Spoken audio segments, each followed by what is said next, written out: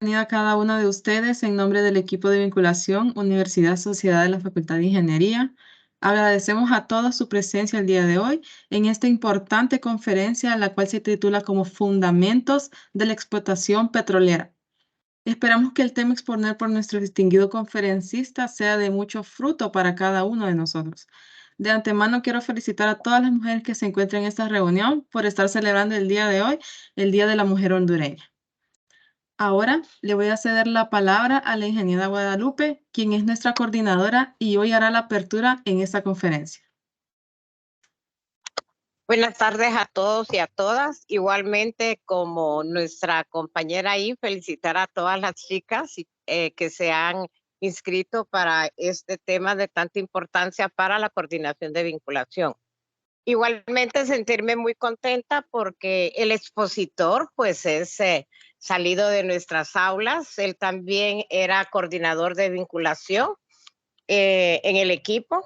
Igualmente, entonces, felicitar a todos, porque se inicia una serie de conferencias en las cuales pues tendremos temas de mucho provecho para todos y de otros pues que aprendan otro tipo de temas que probablemente no los demos en ninguna de las facultades de la universidad. Gracias, Aldo, gracias, equipo técnico, gracias a todos los asistentes y sobre todo a las chicas también. Gracias, muy amables, espero que el tema sea de mucho provecho para todos. Saludos y nos encontramos al final. Muchas gracias, ingeniera, por estas palabras. Antes de comenzar, se darán algunas indicaciones. A todos los asistentes se les pide que guardemos silencio durante el transcurso de la conferencia con el fin de evitar distracciones. También, si tienen preguntas o comentarios, pueden realizarlos por medio del chat y al finalizar la conferencia se dedicarán unos minutos para ser respondidas por nuestro conferencista. Dicho esto, daré paso a la presentación de nuestro expositor. Hoy tenemos como invitado al ponente, el ingeniero Aldo Cárcamo, que como lo dijo nuestra apreciada ingeniera Guadalupe, Aldo fungó como coordinador estudiantil de nuestro equipo técnico. Y es muy grato para nosotros tenerlo de invitado. El ingeniero Aldo estudió en nuestra máxima casa de estudios, la UNAD, la carrera de Ingeniería Química, y actualmente está cursando las maestrías en Administración de Gas y Petróleo de la Escuela Abierta de Desarrollo en Ingeniería y Construcción en Madrid, España, y la maestría en Ingeniería del Petróleo del Instituto Mexicano del Petróleo en la Ciudad de México.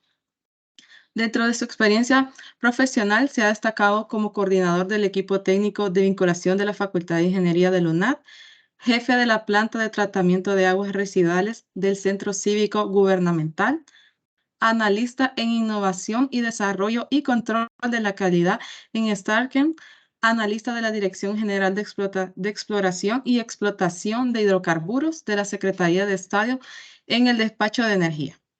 Para nosotros es un gusto contar con su presencia en este día, ingeniero, y más que comparta con nosotros este tema de tanta relevancia. Así que sin más, le concedo la palabra para que pueda dar inicio a esta conferencia.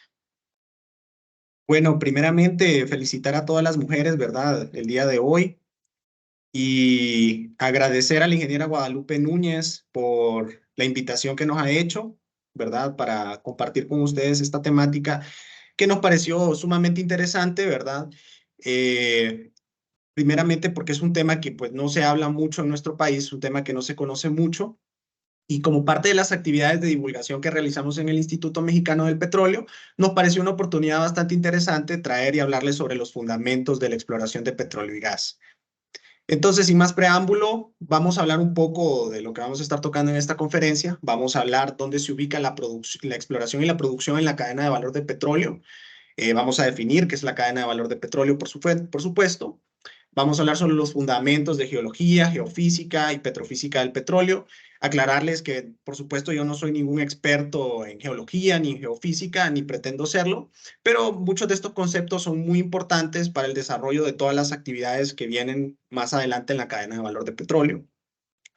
Caracterización de yacimientos, cómo nosotros pues definimos los yacimientos, cómo los clasificamos, y vamos a hacer un pequeño caso ilustrativo para que podamos dimensionar pues y aplicar de cierta forma todos los conceptos que vamos a lo largo de la presentación. Entonces, primeramente vamos a hablar sobre la exploración y la producción en la cadena de valor de petróleo. me encontré con esta definición del Orchestra EM and Combustion, que me gustó muchísimo, y nos dice así: la cadena de valor del petróleo es la secuencia de actividades que se producen desde las fuentes de suministro hasta los mecanismos comerciales por los cuales se venden en el mercado mayorista de petróleo los productos de petróleo y gas. Nosotros vamos a tener diferentes eslabones, empezando por lo que se conoce como upstream o aguas arriba, y aquí específicamente vamos a tener las actividades de exploración y producción de petróleo. En esta etapa, pues básicamente se reúne toda la información que se ocupa para definir si una cierta área va a ser de interés para la explotación petrolera, ¿no? Se hacen todos los estudios, se hacen los modelos para poder verificar ciertas hipótesis que se van a ir haciendo a lo largo del camino y confirmar o no si la zona que se ha pues estudiado realmente pues es de valor, ¿no?, comercial para la explotación petrolera. Seguido después de esta actividad tenemos la parte de midstream. Este es el segundo eslabón donde tenemos nosotros pues toda la parte de transporte y almacenamiento, es decir, todo el movimiento que se da desde los yacimientos hasta lo que serían las refinerías o tanques de almacenamiento o baterías de separación, ¿no? Y finalmente tenemos la parte de downstream, que es la parte pues donde todo el crudo y el gas pues se les da su valor agregado. Pues aquí tenemos importantes, digamos, procesos químicos, ¿no?, donde vamos a transformar este crudo en otras fuentes de energía u otros petroquímicos que son de valor para el mercado, ¿verdad? Y en esta parte también tenemos la parte de distribución y mercadeo. En esta conferencia en específico nos vamos a centrar en todo lo que es la exploración y la exploración de petróleo. No vamos a tocar todavía la parte de producción, para que pues dimensionemos realmente qué es necesario previo a pues ya producir petróleo, ¿no? Entonces, primeramente vamos a tocar algunos fundamentos sobre geología, geofísica y petrofísica del petróleo. Y comenzamos con una pequeña definición de lo que es la información geológica. Toda la información geológica, pues, es básicamente la que nos dice la composición, la estructura e historia geológica de las rocas, ¿no? Aquí, por ejemplo, traemos en esta imagen lo que sería, pues, una dolomía, ¿no?, que básicamente es un carbonato de calcio y magnesio, que es un típico tipo de roca que se encuentra en yacimientos de petróleo, ¿verdad? Y es tipo de roca que es de interés cuando se están haciendo evaluaciones de lo que serían los yacimientos. También tenemos información geofísica que nos dice cómo se distribuye esa roca, ¿no?, y la forma que va a tener, digamos, en el subsuelo. Entonces, aquí les traigo una imagen. Básicamente, pues, vemos que tenemos como láminas que pueden ver acá. Es la forma en que las rocas se van distribuyendo, por así decirlo. Y vemos que tenemos una geometría como en forma de domo. Estas geometrías a nosotros nos interesan bastante en lo que sería la exploración de petróleo, porque son generalmente las que van a contener hidrocarburos que son de nuestro interés, ¿verdad? Entonces, a estas estructuras se le conoce como anticlinales y ya vamos a verlas más adelante con más detalle. Y finalmente hablamos de la información petrofísica, que es toda la información que tiene que ver con las propiedades de las rocas que afectan tanto la capacidad de almacenamiento como el flujo que va a tener el hidrocarburo dentro de la roca, ¿no? Muchas veces pensamos que los yacimientos de hidrocarburos se encuentran, o que el hidrocarburo se encuentra básicamente pues, en forma de lago, ¿no?, o en forma contenida en un espacio libre dentro del subsuelo, ¿verdad? Pero realmente el hidrocarburo está contenido dentro de pequeños poros, como muestro en esta imagen de un microscopio electrónico. Vemos aquí pues esta pequeña cavidad. En estas cavidades es donde se suele almacenar los hidrocarburos. Entonces, no solamente ocupamos que las rocas que los contienen, ¿no?, o sea, los almacenen en esos poros y que tengan esas porosidades, sino que también requerimos que esas cavidades estén conectadas entre sí para permitir el flujo del hidrocarburo desde el subsuelo, ¿no?, hasta la superficie. Toda esta información nos va a aportar información que nosotros necesitamos para hacer modelos y que eventualmente vamos a simular para evaluar realmente el potencial de producción del yacimiento. Muchas veces nosotros creemos, y esto es, digamos, cultura popular, que los hidrocarburos vienen de los dinosaurios, ¿no? Pero realmente, pues este proceso no es, pues realmente no es así. Mucha de la materia orgánica que sirve para lo que serían el petróleo y el gas, ¿no? Viene del fitoplancton y de lo que serían las algas. Con el paso del tiempo, pues esta materia orgánica pues se va depositando en el fondo, por ejemplo, puede ser una estructura marina, ¿no? Y los sedimentos, los sedimentos por temas de erosión pues van moviéndose y van cubriendo toda esta materia orgánica, hasta que eventualmente pues se encuentran completamente cubiertos. Allá abajo se van generando condiciones de presión y temperatura muy particulares, ¿no? Muy fuertes, que van generando reacciones químicas que van descomponiendo esa materia orgánica para obtener en primera instancia lo que sería querógeno y posteriormente obtener pues los hidrocarburos que a nosotros nos estarían interesando. De esto podemos deducir que realmente el tipo de roca donde el petróleo se puede almacenar, donde se puede almacenar el gas también, pues son rocas sedimentarias, ¿no? Entonces, eso es importante porque es el tipo de roca que nosotros vamos a estar buscando en la exploración. Ahora, los yacimientos, como les explicaba, están compuestos realmente no por espacios vacíos, esto solo es una ejemplificación la que les muestro en esta imagen, sino que realmente están compuestos, digamos, el hidrocarburo está contenido dentro de la roca, ¿verdad? Entonces, en primera instancia, como vimos, el hidrocarburo pues fue formándose en lo que se conoce como la roca generadora, que también pues va a ser roca sedimentaria, pero va a ser roca sedimentaria de grano muy fino, roca que se conoce como lutita, que es rica en materia orgánica. Posteriormente, pues debido a diferentes condiciones, como pueden ser la temperatura y la presión, otros fluidos que pueden haber ahí adentro, como agua, por ejemplo, y la misma compactación de la roca que va generando presión, estos fluidos empiezan a moverse hacia las capas superiores hasta llegar a lo que se conoce la roca almacén, ¿no? Que básicamente es roca clástica, ¿no? Donde se va pues a almacenar el hidrocarburo, y generalmente esto está compuesta por lo que serían areniscas, que es dióxido de silicio, dolomías, que es carbonato de calcio y magnesio, y calcitas, que es carbonato de calcio, ¿no? Entonces, en estas estructuras es donde se va a almacenar los hidrocarburos que son de nuestro interés, y pues algunos mecanismos por los cuales nosotros vamos a tener, por ejemplo, algo como lo que nosotros vemos en esta parte de acá, que vemos el gas natural por arriba y el petróleo por abajo, que no siempre lo vamos a tener así, ya lo vamos a ver más adelante, es por flotabilidad, ¿no? Obviamente el gas natural es menos denso que el petróleo. Entonces el petróleo tiende a quedarse en la parte baja y el gas natural tiende a subir a superficie. Pero evidentemente, si pues se siguen produciendo fenómenos como la compactación, la flotabilidad y otros, el fluido va a tender a escaparse a la superficie, ¿no? Cosa que no, pues no siempre sucede así. En ocasiones sí, pero no siempre. Y generalmente la estructura que vamos a tener que nos impida eso es lo que se conoce como roca sello o roca impermeable, que puede ser arcilla, ¿no? Que son silicatos de aluminio hidratados, evaporitas, que básicamente son pues minerales, ¿no? Rocas que se producen debido a la evaporación del agua y que con el tiempo pues van formando esta estructura rocosa que puede, por ejemplo, ser sales, puede ser yeso, que es sulfato de calcio dihidratado, o el mismo sulfato de calcio, ¿verdad? O las mismas lutitas.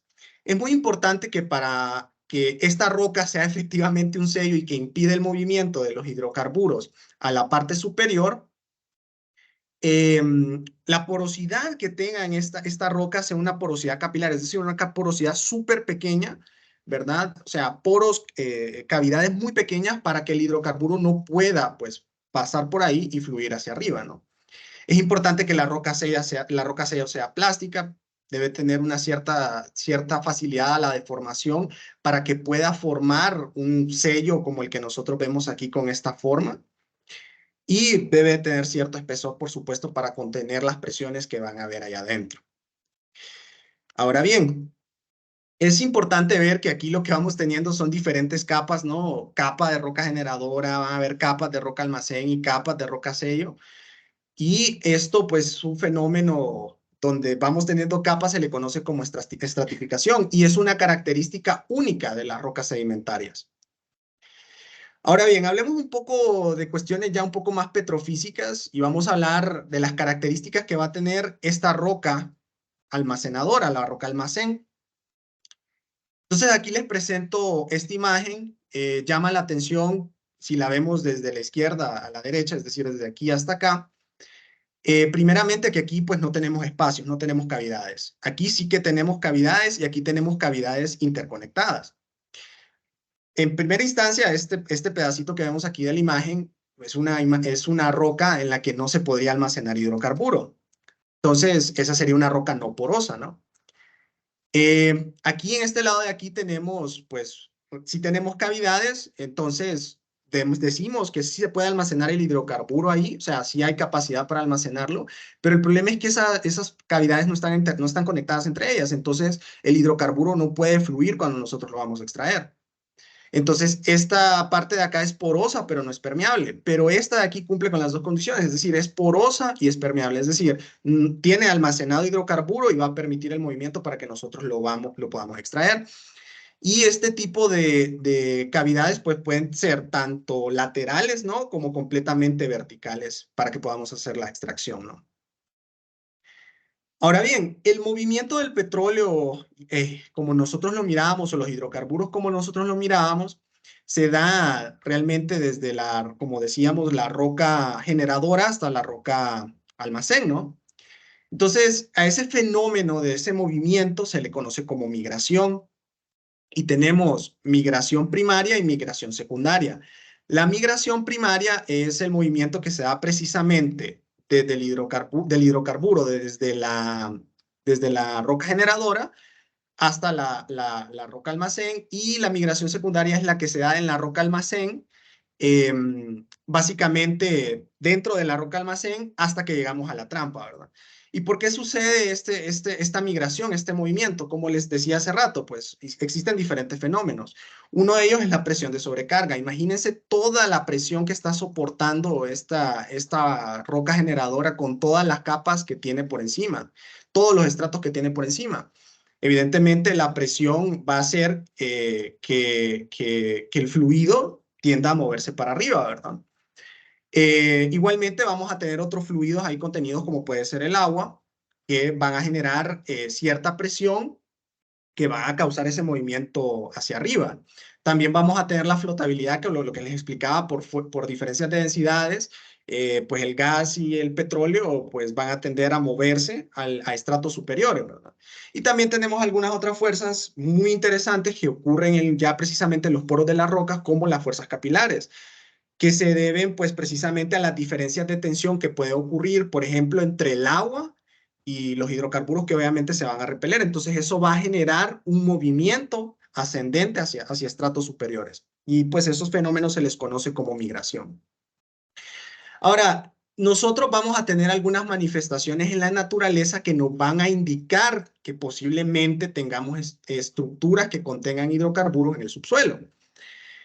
Algunas de estas son directas, como ser emanaciones naturales. El clásico que nosotros vemos en las películas, que viene alguien y perfora un pozo, inmediatamente sale aquel chorro de petróleo para arriba, lo cual pues realmente podría ser cierto a finales del siglo XIX. La verdad es que con el pasar del tiempo, pues estas emanaciones superficiales emanaciones naturales se han vuelto pues menos frecuentes porque pues hemos logrado agotar hasta cierto punto todos estos recursos que están más superficiales, ¿no? Pero tenemos muchísimas más reservas bajo tierra y pues vamos a ver algunas de las manifestaciones indirectas que nosotros vamos a tener en un momento. Otra manifestación directa, podemos tener lagos de asfalto, que son básicamente tenemos formaciones, pueden ser lagos, ¿no? Donde tenemos hidrocarburos que están flotando sobre el agua. De hecho, en Venezuela hay un lago muy famoso que es de este tipo, ¿no? Como también lo que podemos contener en el subsuelo son gas, podemos tener volcanes como los que vemos en esta imagen de acá, ¿verdad? Que se les conoce como volcanes de lodo, que debido a la presión que está ejerciendo el gas, pues forma estas estructuras bien particulares y evidentemente pueden llegar a haber algunas fugas de gas por ahí. Y podemos tener también arenas asfálticas, que son arenas, como su nombre indica, que contienen hidrocarburos. Ahora bien, como les mencionaba, estos son algunos indicios directos que sí podemos llegar a tener en gran cantidad o en pequeña cantidad, pero realmente gran parte del recurso que se extrae hoy en día, lo que se busca para poder detectar un área de interés donde explotar ese recurso son manifestaciones indirectas. Y algunas son, por ejemplo, aguas sulfurosas que puedan estar contenidas en la superficie, ¿no? Que nos puede indicar que puede haber un yacimiento debajo, y otras son formaciones de yeso pulverulento, ¿verdad? Como yo les mencionaba hace rato, la evaporita, ¿no? Perdón, la roca sello está compuesta por evaporitas y también está compuesta por yeso, ¿no? Debido a los estados de no equilibrio termodinámicos que hay en el subsuelo, estas rocas tienden a moverse, ¿no? A lugares donde tengan un menor potencial químico, ¿no? Por supuesto. Y entonces por eso es que nosotros vamos a encontrar algunos indicios mediante lo que sería el yeso, ¿no? Entonces, estas son las manifestaciones que principalmente a nosotros nos interesan cuando estamos haciendo análisis geoquímicos, que son análisis de sustancias que se asocian con el petróleo y el gas. Ahora hablemos un poco sobre la caracterización del yacimiento. Una vez que nosotros pues ya tenemos claro qué información necesitamos, pues o ya hemos recolectado esta información que necesitamos, partimos a lo que es hacer una descripción del yacimiento, ¿verdad? Integramos aquí información geológica, información geofísica, información petrofísica, y básicamente, pues hacemos dos tipos de caracterizaciones o dos tipos de integraciones, ¿no? Primero es la descripción de la roca. Ocupamos saber cómo es la roca y cómo son los fluidos que están contenidos ahí abajo. Y ocupamos describir cómo se van a mover esos hidrocarburos que están contenidos en las rocas, ¿no? A través de la permeabilidad. Entonces, una vez nosotros hemos montado esto, vamos a hacer modelos que nos van a permitir hacer una simulación del comportamiento que va a tener el yacimiento bajo condiciones de explotación. Por ejemplo, aquí tenemos un modelo que se generaría a partir de la información geológica, geofísica y petrofísica que hemos generado, que básicamente vendría a ser un símil a un balance de materia, ¿verdad? Entonces, en esta parte, pues nosotros podemos ver que en esta parte de acá tenemos lo que es la ley de Darcy para la fase líquida, ¿verdad? Que básicamente describe el flujo del fluido en medio poroso. Toda esta ecuación se le conoce como ecuación del flujo en medio poroso, ¿no? Aquí pues vamos a ver otros términos que pueden ser de interés, como la ley de Darcy para la fase de gas también en medio poroso, o por ejemplo aquí la acumulación de aceite y gas en los poros de la roca. Entonces, este tipo de modelos son los que se forman, que se hacen, quiero decir, para poder hacer esa simulación y ver cómo se va a comportar el yacimiento. Entonces, viendo como un overview de toda la información que nosotros requerimos, primeramente vamos a adquirir datos, es decir, información geológica, información geofísica, información petrofísica. Vamos a caracterizar la roca, ¿no? Vamos a decir cómo es la roca del yacimiento y cómo son los fluidos que están ahí abajo, y vamos a caracterizar cómo es el flujo de esos fluidos ahí abajo. Y una vez que nosotros tengamos esta información, vamos a montar un modelo del yacimiento para poder simular el yacimiento bajo condiciones de producción. Ahora, aquí es importante que hablemos un poco sobre cómo se obtienen estos datos, ¿no? Datos de los que hablamos, geofísicos, geológicos.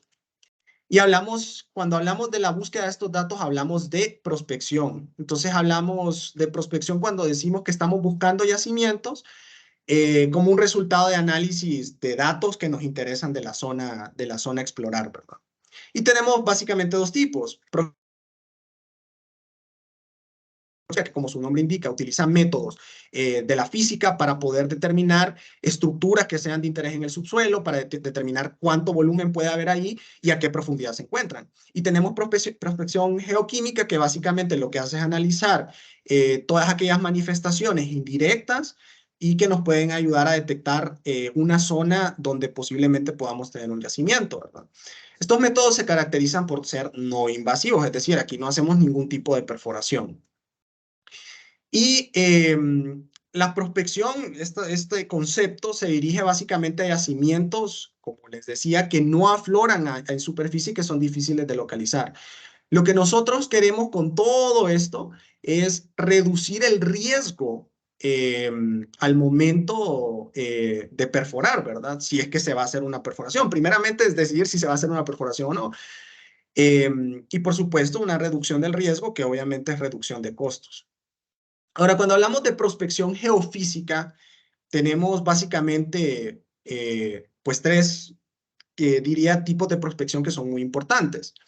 La prospección magnética básicamente se basa en lo que serían las propiedades magnéticas de las rocas que están contenidos en el subsuelo, y se hace pues un análisis, ¿no? A través de ciertos equipos para detectar, digamos, estas propiedades magnéticas. Por ejemplo, nosotros hablábamos que las rocas almacenadoras o las rocas productoras son rocas que pueden ser de carbonato de calcio o pueden ser carbonato de calcio y magnesio. Como nosotros podemos intuir, estas son rocas que realmente pues, no tienen muchas propiedades magnéticas, no van a tener un campo magnético muy fuerte, a diferencia como lo pueden tener algunos minerales que puedan contener hierro, ¿no?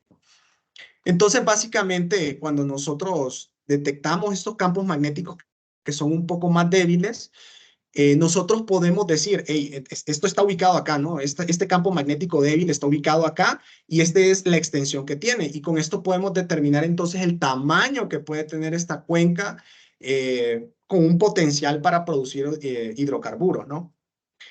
Tenemos también la prospección gravimétrica, que básicamente se basa en la densidad. Nuevamente, hacemos mediciones de densidad en el subsuelo y obviamente hay densidades asociadas con el petróleo, hay densidades asociadas con el gas, hay densidades asociadas con el carbonato de calcio y hay otras densidades asociadas con otras rocas que no sean de interés, y esto nos va a dar un indicio dónde están ubicadas estas trampas, estas estructuras anticlinales, porque hay muchísimos tipos de estructuras, pero en este caso nos vamos a centrar en las anticlinales, eh, y determinar pues exactamente si realmente pues existen estas trampas y cuál sería su tamaño y la profundidad que tienen. Entonces básicamente, si se fijan, con cada estudio lo que vamos haciendo es confirmando información, cada método pues de cierta manera nos va dando un trocito de información que nos permite confirmar si realmente en esa zona pues pueden haber hidrocarburos. Y finalmente tenemos lo que es la prospección sísmica, que aquí pues lo que se hace es que se manda una onda sonora, una onda de energía que va reflejándose en los diferentes estratos que nosotros vamos teniendo en el subsuelo.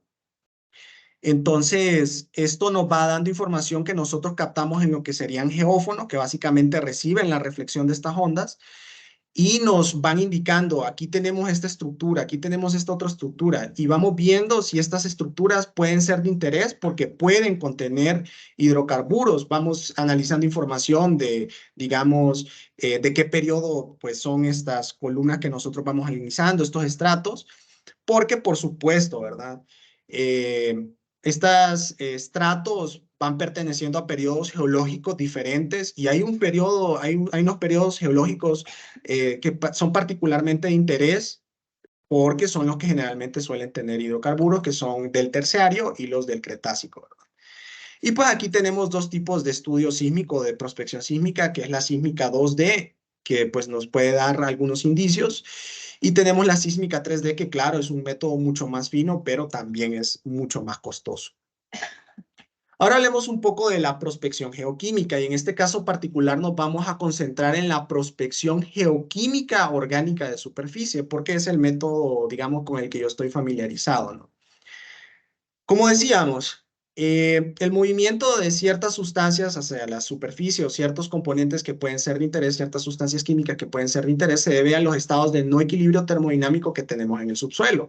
Por diferencia de potenciales químicos, obviamente las sustancias se van a tender a mover a zonas donde el potencial químico pues sea menor, ¿no? En este caso. Entonces, esto nos permite pues que tengamos ciertas sustancias como puede ser el azufre, que nos puede indicar que pueda haber hidrocarburos en el subsuelo.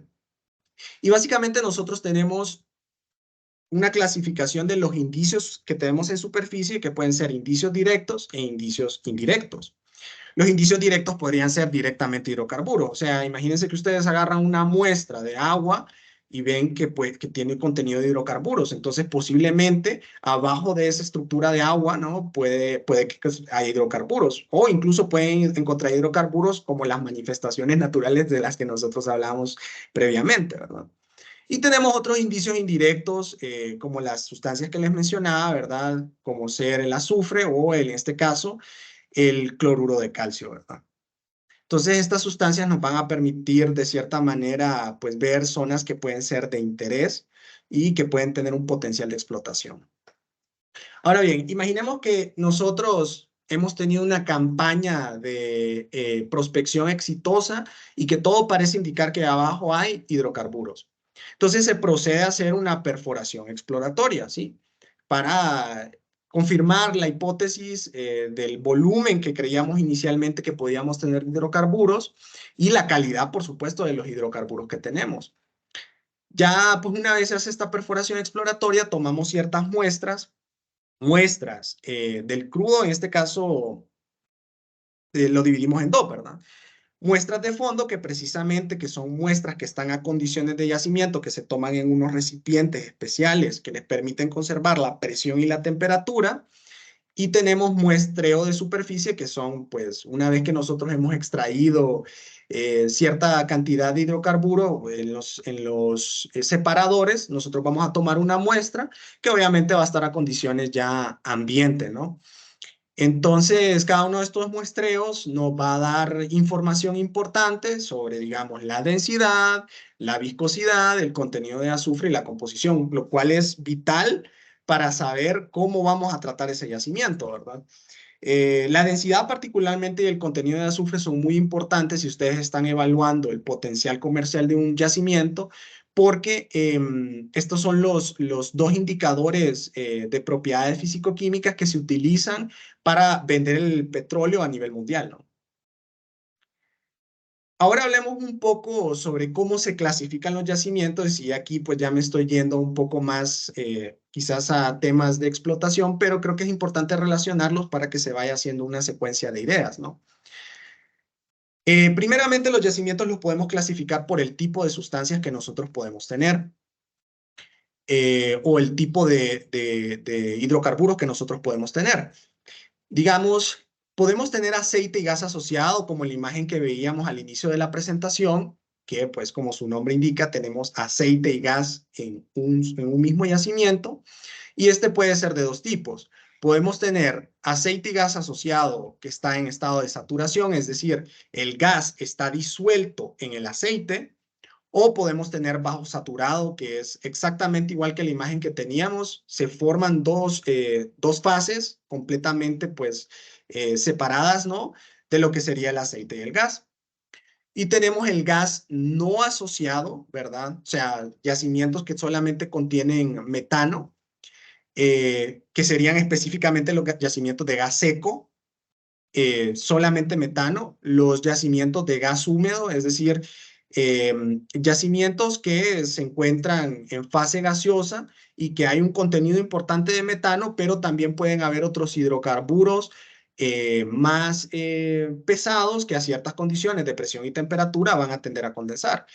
Y pues el gas condensado ya va a tener una mayor proporción de estos hidrocarburos pesados que con mucha más facilidad van a condensar. Aquí les he traído, pues básicamente digamos, porque estos son cinco tipos de fluidos que podemos encontrar en un yacimiento. Entonces aquí les he traído básicamente un diagrama de presión-temperatura para ver cómo se comportaría cada uno de estos fluidos ya en términos de producción, ¿verdad? Información que es bien importante determinar. Si ustedes han visto diagramas de fase, aquí hay dos cosas muy importantes que nosotros ocupamos saber, ¿no?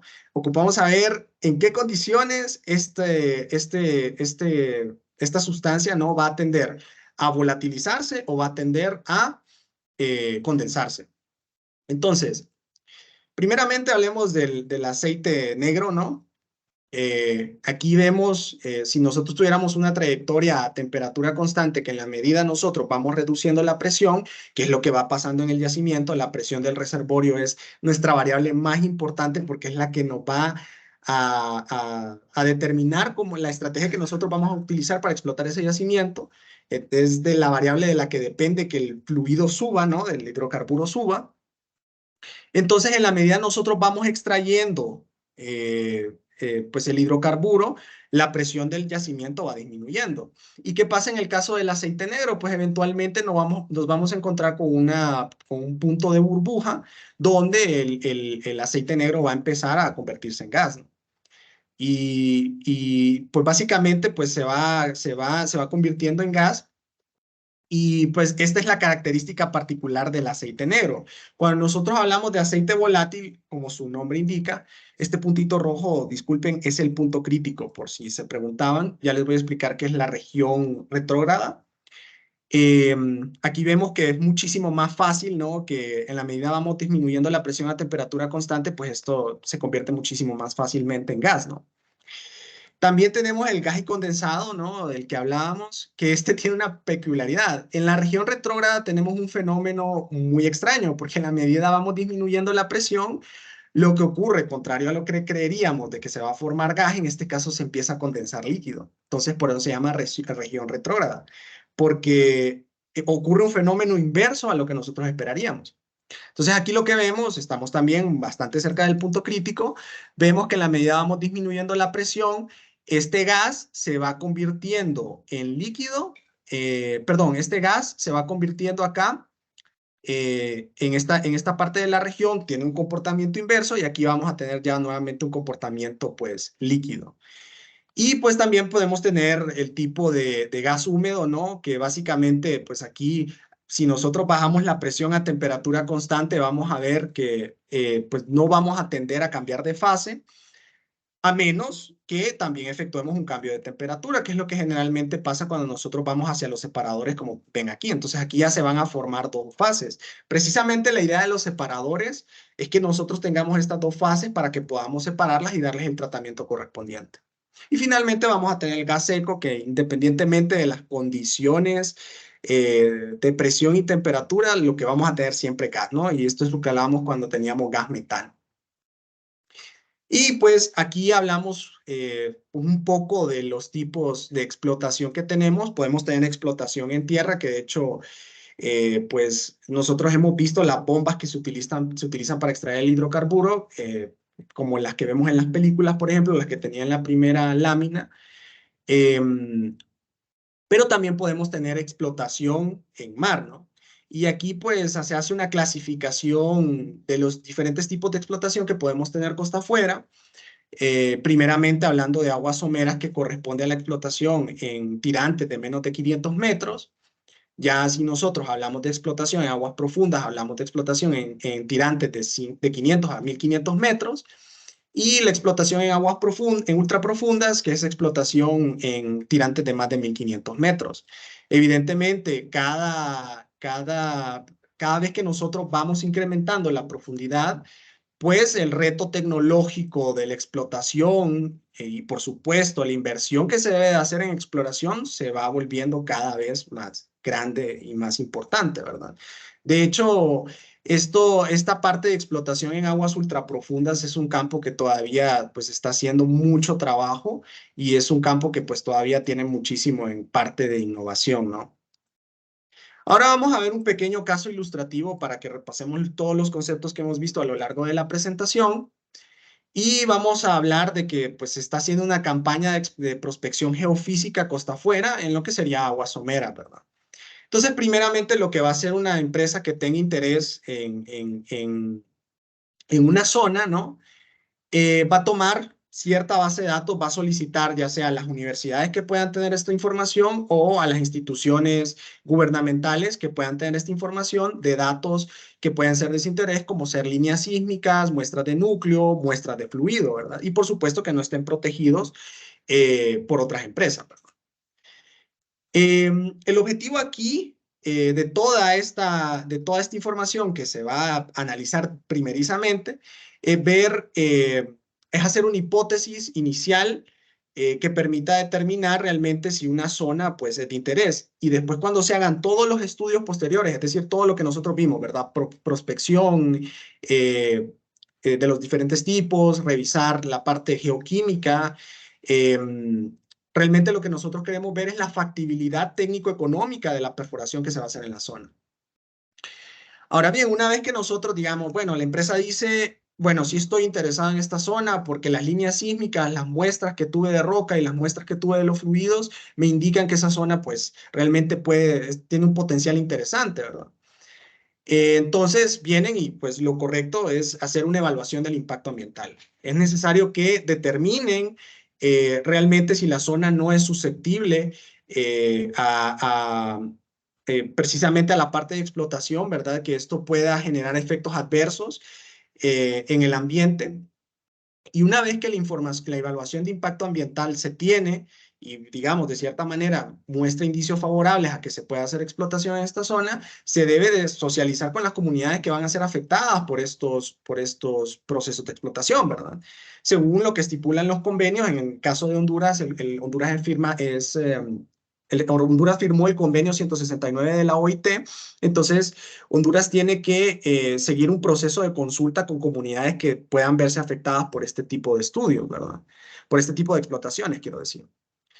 Y una vez, pues ya se tiene toda la parte ambiental, se tiene la aprobación de la comunidad, ya se procede a la firma de lo que sería un contrato con el dueño, digamos, del hidrocarburo, que en este caso sería el Estado, ¿verdad? Ya una vez, pues ya se tiene toda la autorización, las empresas empiezan a preparar todo el plan de trabajo que van a seguir durante la campaña de prospección, ¿verdad? Se deben de preparar los equipos de trabajo, ¿verdad? Ver quiénes van a ser los profesionales que van a llevar todo este trabajo. Debe ser un trabajo multidisciplinario. Se deben de seleccionar las tecnologías que se van a utilizar en la explotación y obviamente, pues organizar toda la logística de la campaña que se va a hacer, la campaña de prospección. Es bien importante que en esta parte yo creo que es la más importante de toda la parte de exploración, porque precisamente, pues como vemos en este diagrama de lo que es un ciclo de vida de un yacimiento, ¿verdad? Aquí vemos, por ejemplo, en primera instancia, que tenemos la parte de exploración, ¿verdad? Aquí en la parte de evaluación es cuando ya se perfora un pozo para ver las rocas, para ver el fluido que tenemos abajo, para ver los volúmenes, para ver las condiciones de producción. Y ya una vez, digamos, en la evaluación da favorable, pues ya se empieza a desarrollar el campo, ¿no? Llega un punto en que el campo pues se agota, ya no va a tener más hidrocarburo y va a empezar a declinar, ¿sí? Pero veamos algo bastante curioso. Cuando nosotros implementamos tecnologías y hacemos un buen trabajo en la parte de preparación de equipos y un buen trabajo logístico, vamos a ver que los costos tienden a disminuir. Por ejemplo, aquí tenemos lo que sería el impacto en costos en el flujo de caja, ¿no? En caso que nosotros pues tenemos un desarrollo tradicional, que sería este caso de aquí, obtenemos menos ganancias y obtenemos más pérdidas. Y el impacto de la tecnología lo vemos de manera positiva porque invertimos muchísimo menos en la parte de exploración y evaluación, o digamos, perdemos muchísimo menos, no que invertimos menos, pero perdemos muchísimo menos, porque claro, todo esto es un riesgo. Imagínense que nosotros en esta parte no tenemos ni idea realmente si hay hidrocarburos ahí, ¿no? Y ya en la parte meramente de explotación, pues vamos a tener muchas más ganancias. ¿Por qué? Porque al utilizar tecnologías, ubicamos mucho mejor, el mejor punto para perforar y vamos a obtener un mayor rendimiento de lo que sería pues el yacimiento. Entonces, esta parte de elegir las tecnologías que vamos a utilizar para la parte de exploración es clave. Y pues finalmente se da el levantamiento de datos, ¿no? Que es lo que hemos venido hablando, se hace las diferentes tipos de prospección que se consideren pertinentes o lo que la empresa, por supuesto, esté dispuesta a pagar. Y vamos a obtener información que nos va a permitir hacer una simulación del yacimiento bajo condiciones de producción y ver si realmente es conveniente hacer una perforación exploratoria. Entonces, pues aquí termino con esta gráfica, pues que está bastante curiosa, la saqué del Statistical Review of World Energy, que habla del consumo de energía primaria a nivel mundial. Aquí vemos las diferentes fuentes de energía. Aquí, pues en verde tenemos lo que sería el crudo, aquí tenemos el gas natural y aquí tenemos el carbón, ¿no? Energía nuclear, hidroelectricidad y energías renovables.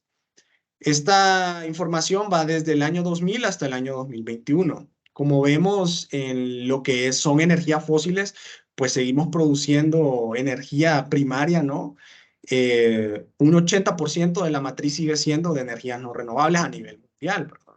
Y vemos que esto es una tendencia que más bien, pues en el caso del crudo se mantiene y en el caso del carbón, particularmente alarmante, crece, ¿no? Es bien interesante pues analizar este gráfico y ver quiénes son los que están explotando más, por qué están explotando. Y queda pues aquí una pequeña frase pues para que relacionemos la gráfica y veamos qué es lo que está pasando a nivel mundial para que pues puedan hacer una pequeña investigación. Y dice así, está claro que la seguridad nacional y el crecimiento económico se encuentran amarrados a recursos energéticos abundantes y asequibles. Entonces, básicamente, pues eso es todo lo que les quería presentar el día de hoy. Agradezco pues su atención y podemos pasar a la parte de preguntas para que pues podamos aquí entrar en una discusión interesante.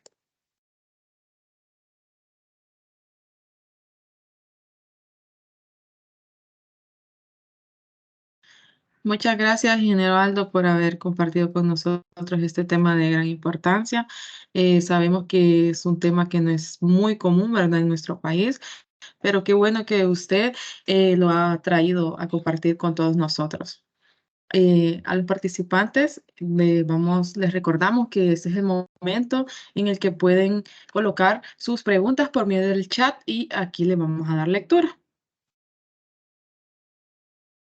Nos dice un compañero, ¿dentro de cuánto tiempo se podrá explotar ese recurso en Honduras? Pues realmente esa es una excelente pregunta. Realmente, pues eso depende de la política que se maneje en tema de desarrollo, ¿verdad? Obviamente depende de muchos factores, temas ambientales, temas de factibilidad económica, temas de factibilidad con las comunidades, ¿verdad? Porque las comunidades tienen un papel importante en todo esto. Entonces, realmente la explotación de este recurso se dará en Honduras cuando, pues, todas estas factibilidades se evalúen y, pues, se obtenga un resultado favorable. Pero de momento yo creo que, pues, todavía hay muchísimo trabajo que hacer en este sentido.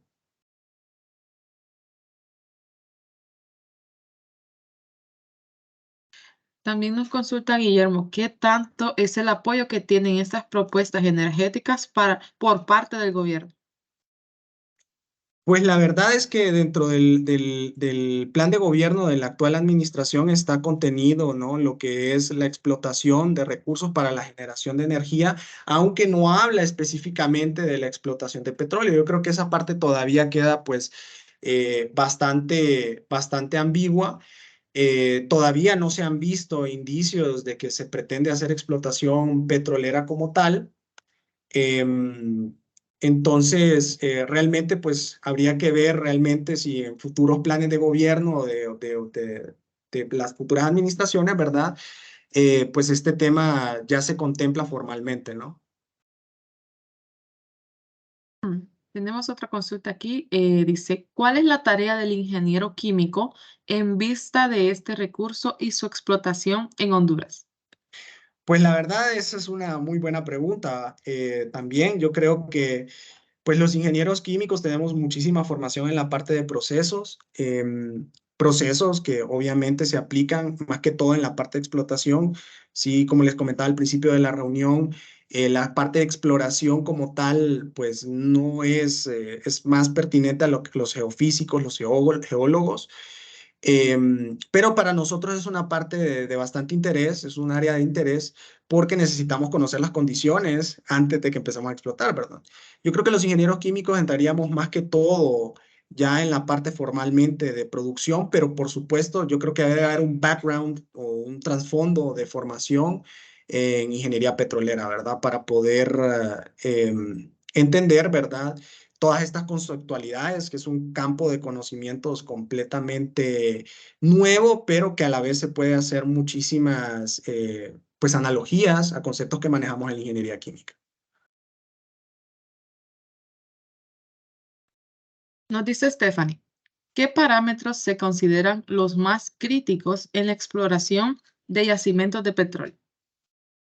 Los parámetros que creo que son más críticos, creo que sería primeramente hablar de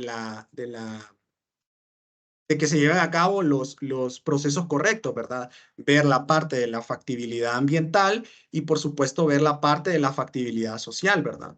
Ha ocurrido muchísimo en muchos países de Latinoamérica que estos proyectos, lastimosamente, no han tenido éxito precisamente porque no se hicieron procesos de consulta y estos proyectos afectaron después a las comunidades y pues tuvieron que pararse, ¿no? Entonces yo creería que en primera instancia hacer las consultas de manera correcta, hacer a la comunidad parte de estos proyectos y ver la parte ambiental, no es digamos, correcto, digamos, hasta cierto punto, ¿no? Hacer una explotación de recursos, acabando, digamos, por ejemplo, con la selva amazónica, que ocurrió muchísimo en Ecuador. Entonces, yo creo que eso es una parte muy importante. Y la otra es la inversión en tecnología, ¿verdad? La inversión en tecnología nos va a permitir reducir riesgos y nos va a permitir también reducir los impactos ambientales que todas estas campañas puedan llegar a tener.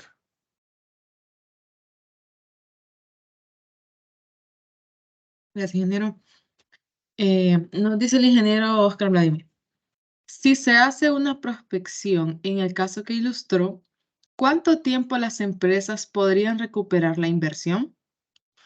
Y lo otro es con los datos. ¿Cuánto es el tiempo que tardan en generarlos y poder correlacionarlos? Y le mando muchas gracias por su conferencia y saludos. No, muchas gracias a usted, ingeniero. Realmente es un gusto pues que haya compartido aquí con nosotros. Me parece que están muy interesantes las preguntas, ¿verdad?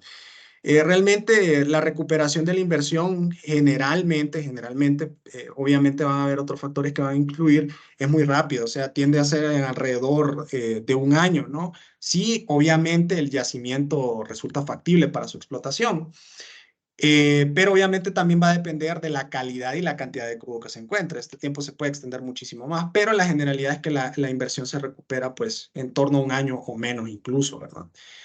En cuanto a los datos, la generación de datos puede llevar bueno, hay algunos casos, estamos hablando de países que son países petroleros, que estas campañas de exploración pueden realizarse incluso en un año, ¿no? Pero estamos hablando de casos muy optimistas. Generalmente, las campañas de levantamiento de datos y todo el procesamiento tienden a tardar entre 4 y 6 años, ¿no? Esa es como la media. Y ya yéndonos a casos, pues, que se han visto en algunos países, son periodos de incluso hasta de 10 años, ¿verdad? Mucho va a depender eh, de la inversión que se haya hecho en tecnología y, por supuesto, en los equipos de trabajo que están trabajando en esto.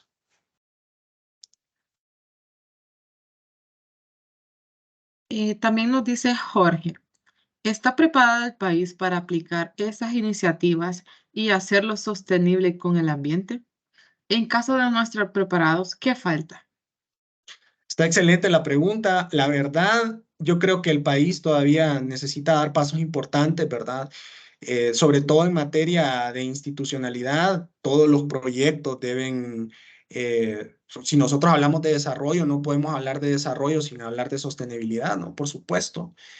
Y yo creo que todavía pues necesitamos dar pasos importantes en materia de legislación, planes de desarrollo, para poder hablar de una explotación petrolera que sea sostenible con el ambiente, ¿verdad?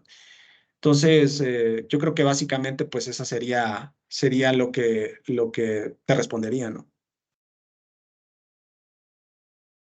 Nos dice Janel, ¿ves algún lugar en el territorio nacional que potencialmente pueda llegar a un estudio significativo en base a primeros indicios? Pues realmente yo creo que toda la zona costera del territorio nacional puede ser zona de potencial interés. Realmente, obviamente, hay que hacer los estudios, ¿verdad? Pero, ¿en qué me baso? Y voy a darles una especie de regla de dedo que utilizan las empresas para hacer estos estudios. Si se fijan, toda la zona costera del continente americano, precisamente la que va a dar con el océano Atlántico, pues es zona donde se producen hidrocarburos, ¿verdad? Entonces, basado en esa regla de dedo, ¿no? Es altamente probable que en la zona costera de Honduras también los haya.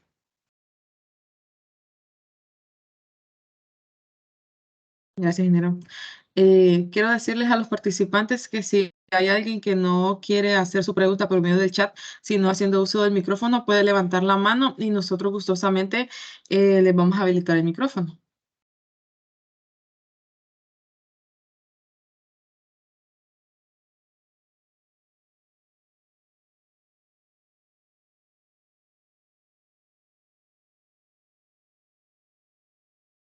Felicitaciones, Aldo. Qué excelente exposición. Muchísimas gracias.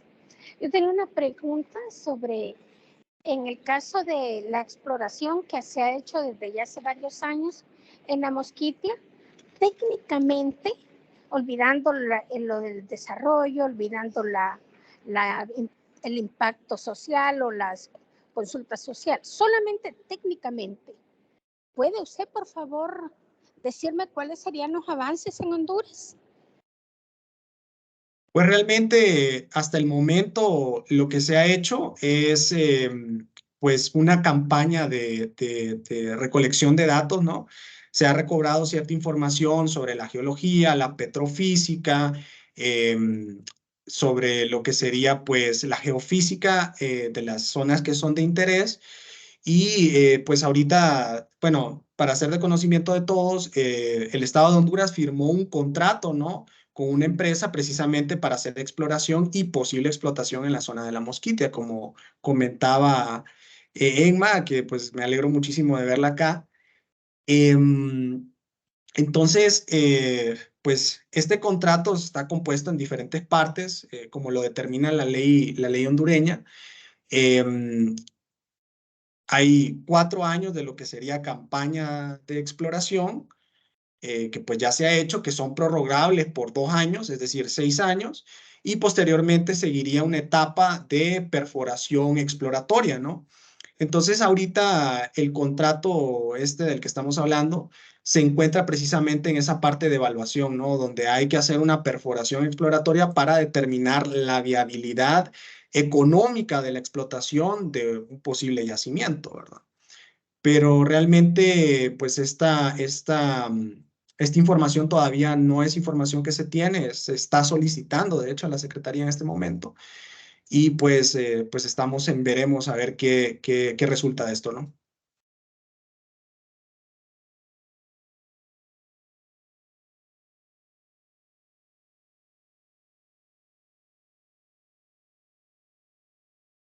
No sé si hay alguna otra pregunta.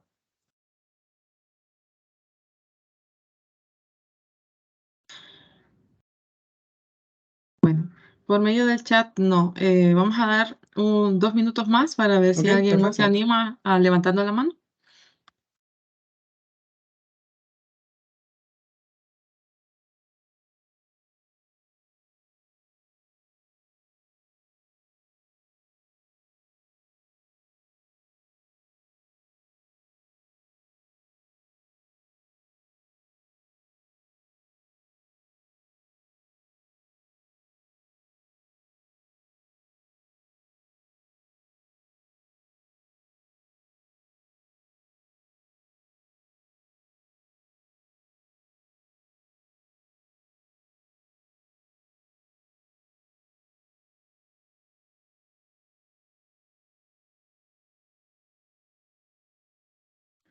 Bueno, en vista de que no hay más preguntas, vamos a dar por concluida esta conferencia. Ingeniero, le agradezco mucho por habernos acompañado en esta tarde, por haber compartido con nosotros esta información tan enriquecedora, tanto para nosotros, ¿verdad? Como estudiantes de ingeniería química, como a los muchos profesionales que están aquí con nosotros.